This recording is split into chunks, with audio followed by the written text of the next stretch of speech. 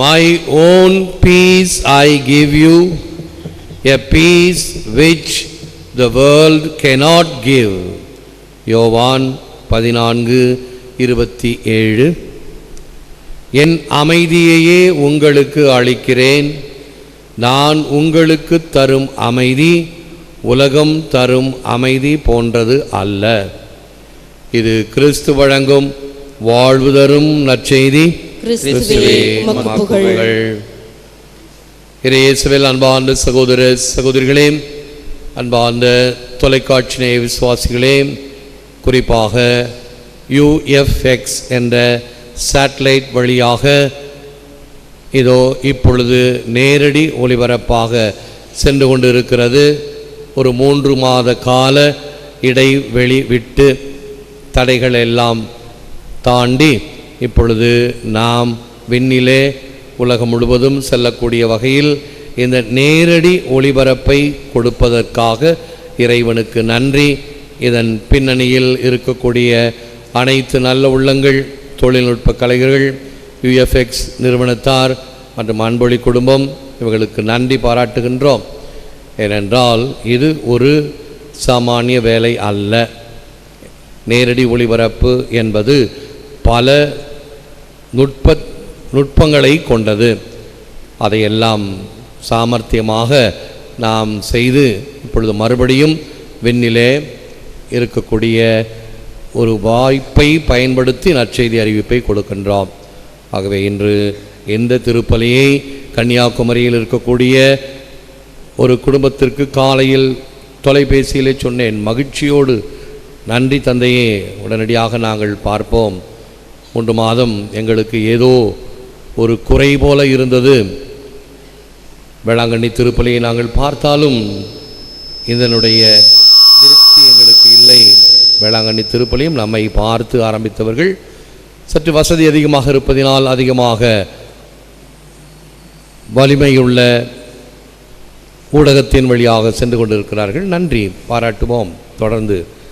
ஆக நாம் do the ordinary thing in an extraordinary way என்கின்ற வகையில் சாதாரண நிகழ்ச்சியை அசாதாரணமாக செய்யக்கூடிய ஒரு முயற்சி. இறைவன் அதை ஆசீர்வதிப்பதற்காக நன்றி கூறுவோம்.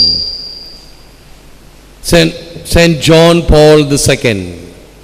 In the cross of Christ, human suffering has been redeemed.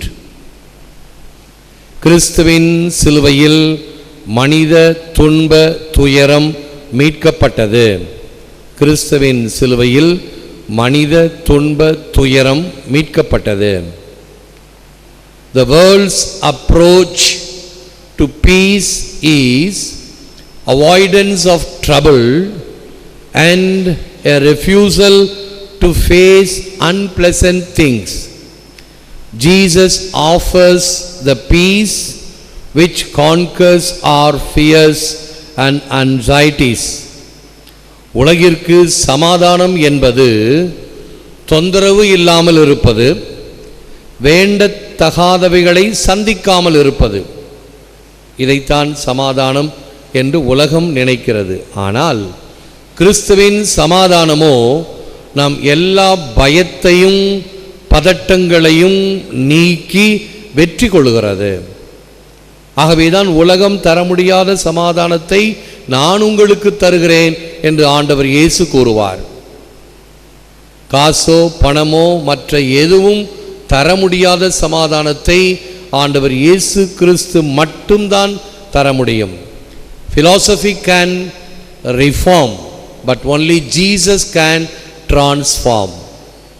தத்துவங்கள் சமுதாயத்தை மாற்றக்கூடும், ஆனால் தனி மனித மனத்தை ஆண்டவர் இயேசு கிறிஸ்து மட்டும்தான் மாற்ற முடியும் என்பதையும் அவ்வப்பொழுது கேட்கிறோம்.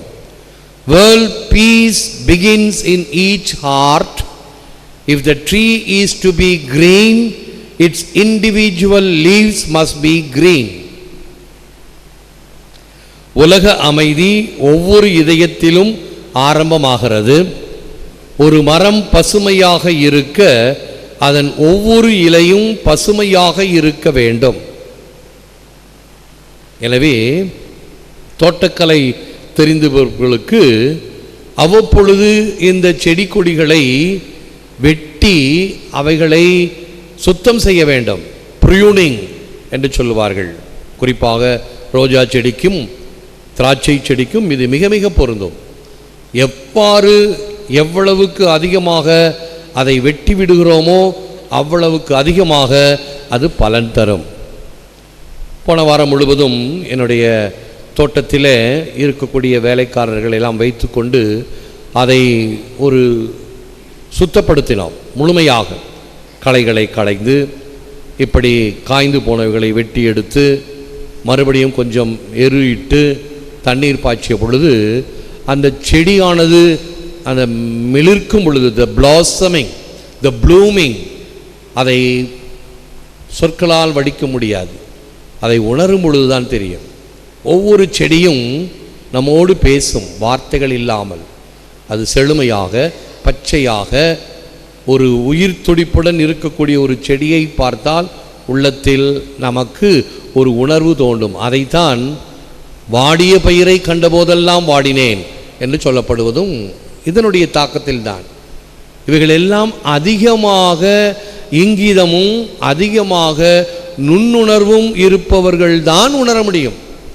ஏதோ செடி இருக்குது, என்னவோ வருது போகுது அப்படின்னா அவங்களுக்கெல்லாம் தெரியாது. இவைகள் இப்படி இருக்க வேண்டும், நன்றாக இருக்க வேண்டும், ஏதோ காய்ந்து இருக்கிறதே கொஞ்சம் தண்ணீர் விட வேண்டும். இப்பொழுது கத்திரி வெயில் அடிக்கிற வெயிலில் மனுஷனே சோர்ந்து போகிறான், இந்த செடி கொடிகள். ஆகவே இரவு முழுவதும் அவைகளுக்கு மாற்றி மாற்றி தண்ணீர் விடப்படுகிறது. மோட்டார் ஓடிக்கொண்டே இருக்கிறது, பெரிய மோட்டாரும் சரி சின்ன மோட்டாரும் சரி. ஆங்காங்கு இந்த பகலின் வெப்பத்தை தாங்க வேண்டும் என்பதற்காக.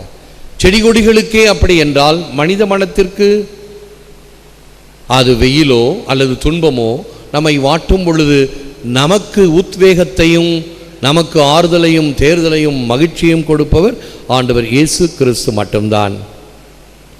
வாழ்வின் வழியோரம் அலைகளானாலும் மனத்தின் ஆழத்தில் மகிழ்ச்சி நிலவட்டும். வாழ்வின் வழியோரம் அலைகளானாலும் மனத்தின் ஆழத்தில் மகிழ்ச்சி நிலவட்டும். இதன் அடிப்படையில் அந்த ஓரத்தில் இருக்கக்கூடிய கரையோரம் இருக்கக்கூடிய கடல்தான் ஆர்ப்பரிக்கும், அலைகளை அடித்து சத்தம் ஓ என்ற ஒரு இரைச்சல். ஆனால் நடுக்கடலிலே ஆழ்ந்த கடல் அமைதியாக இருக்கும். அதே போன்று ஆழ்ந்த உள்ளம் அமைதியாக இருக்கும். மேலோட்டமாக இருப்பவைகள் தான் படபடப்பாக இருக்கும். The cross brought glory to Jesus and to the Father, and it is our way to glory as well. In the cross of Christ we find true peace and reconciliation with God. சிலுவை இயேசுவுக்கும் தந்தைக்கும் மகிமையை பெற்று தந்தது. மகிமை அடைய நமது வழியும் அதுவே. ஆகவே துன்பமா துயரமா எனக்கு வேண்டாம். நம்முடைய ஜெபத்திலும் இப்படி இருக்கக்கூடாது. எனக்கு ஒரு கஷ்டமும் வரக்கூடாது ஆண்டவரே அப்படின்னு ஜெபிச்சா கஷ்டம் வராமல் நின்றுமா? நிச்சயமாக இல்லை. கஷ்டமும் துன்பமும் வேதனையும் வரும். வீட்டிற்கு வீடு வாசற்படி என்பதை போல ஒவ்வொரு வீட்டிலும் ஒவ்வொரு குடும்பத்திலும் பிரச்சனைகளோ வேதனைகளோ நிச்சயமாக இருக்கும். ஹார்ட் இசிஜி எடுப்பதாக இருந்தால், ஒரு சோதனை செய்வதாக இருந்தால், அந்த கிராஃப் ஷீட்டில் அது மேலேயும் கீழேயும் போய்கொண்டே இருக்கும். அப்பொழுதுதான் இதய துடிப்பு இருக்கிறது என்ற அர்த்தம். ஒருவேளை அதிகமாக இருந்தால், அதிகமான கோடுகள் மேலேயும் கீழேயும் அதிகமாக போனால் மருத்துவர் பார்த்து கணித்து மருந்து தருவார். ஒரே நேர்கோடாக இருந்ததென்றால் இதயம் வேலை செய்யவில்லை, இறந்து விட்டது என்ற அர்த்தம். அங்கே வாழ்க்கை என்பது ஒரே நேர்கோடு அல்ல, மேலேயும் கீழேயும் சென்று கொண்டு இருப்பது தான் ஒவ்வொரு நாளும் ஒவ்வொரு வேளையும். When I portray Jesus as he who brings peace with God to the hearts of men, people comprehend him. Albert Schweitzer, ஒரு மெத்தடிஸ்ட் சபையை சார்ந்த ஒரு மிக பிரசித்தி பெற்ற பிரசங்கியார். ஆப்பிரிக்கா நாடுகளில் எல்லாம் அவர் உழைத்தவர். அவருடைய படத்தை பார்த்தீங்கன்னால் ஒரு ஆப்பிரிக்க குழந்தையை அவர் தூக்கி வைத்திருப்பதை பார்க்கலாம். மனித இதயத்திற்கு இறை அமைதியை அளிப்பவர் இயேசு என நான் வெளிப்படுத்தும் போது மக்களும் அவரை கண்டுகொள்ளுகின்றனர். ஆக இயேசு ஒருவர்தான் நம்முடைய இதயத்திற்கு ஆழ்ந்த அமைதியை கொடுப்பவர். See the spits over my face which I received from you to give you back the first gust of life I had blown on your face. See my cheeks which were slapped so I could reform your deteriorated aspect according to my new image. See my back which was lashed to remove the weights of your sins from your shoulders. See my hands so strongly nailed to the cross for you, who in times ago fatally stretched out one of your hands towards the forbidden tree. உனது முகத்தில் நான் ஊதிய முதல் காற்றுக்காக என் முகத்தில் உன் எச்சில், உன் சீரழிவுகளை புதுப்பொலிவாக்கிய எனக்கு என் கன்னத்தில் அறைகள், உன் தோளிலிருந்து பாவசுமையை நீக்கிய எனக்கு என் முதுகில் கசையடிகள், விலக்கப்பட்ட கனியை தீண்டிய உன் கைகளை காத்த எனக்கு என் கைகளில் பலமான ஆணிகள். இப்படிப்பட்ட கருத்திலே நாம் ஆண்டவரிடம் ஜெபிப்போம், முழந்தால் இருப்போம். Lord, bless us and keep us. Let your face to shine upon us and be gracious to us. Lord, give us peace, the peace that the world cannot give. ஆண்டவரே, ஆசி வழங்கி எங்களை காத்திருளும்.